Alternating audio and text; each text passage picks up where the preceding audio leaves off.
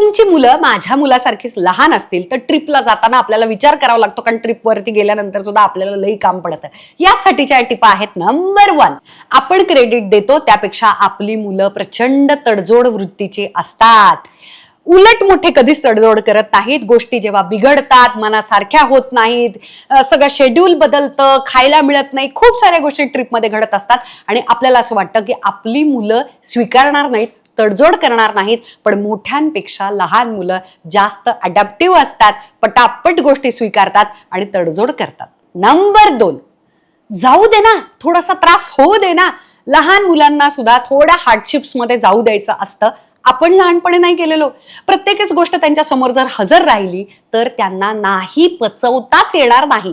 आणि ट्रिपमध्ये या गोष्टी फार छान कमाल घडतात. पाहिजे ते आवडीचं खायला मिळेलच असं नाही, त्याच वेळेला मिळेलच असं नाही, तेवढीच झोप मिळेल असं नाही, खेळणं सुद्धा शेअर करावं लागतं. खूप साऱ्या गोष्टींची सतत तडजोड करावी लागते आणि नकार पचवता आल्यामुळे ते इमोशनली प्रचंड टफ आणि स्ट्रॉंग मुलं बनतात. नंबर 3, रोजच्या आयुष्यामध्ये तुम्ही शहरात राहत असाल, ग्रामीण भागात राहत असाल, आपल्या जाणीवा बोथट होतात.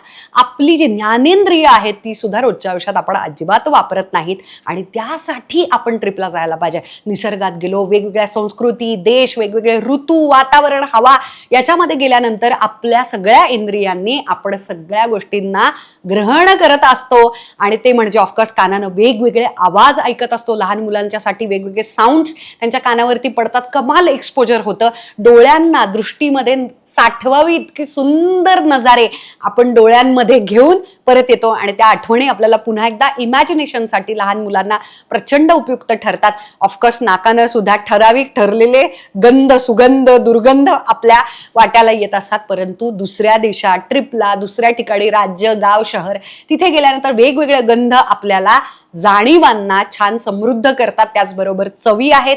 ऑफकोर्स वेगवेगळ्या संस्कृतीच्या, वेगवेगळ्या ठिकाणाच्या चवी लहान मुलांना आणि आपल्याला एक्सपोजर त्याचा मिळाल्यानंतर आपण त्यांना समृद्ध होतो. स्पर्श, बऱ्याचदा रोजच्या आयुष्यामध्ये इतके सुंदर वेगवेगळे स्पर्श, वेदना आपल्या त्वचेच्या मार्फत त्या इंद्रियातून सुद्धा आपल्याकडून होत नाहीत. वेगवेगळी माणसं भेटतात आणि वेगळ्या पद्धतीने आपण समृद्ध होतो. आणि किती कारणं द्यायची लहान मुलांबरोबर ट्रिपला जाण्याची.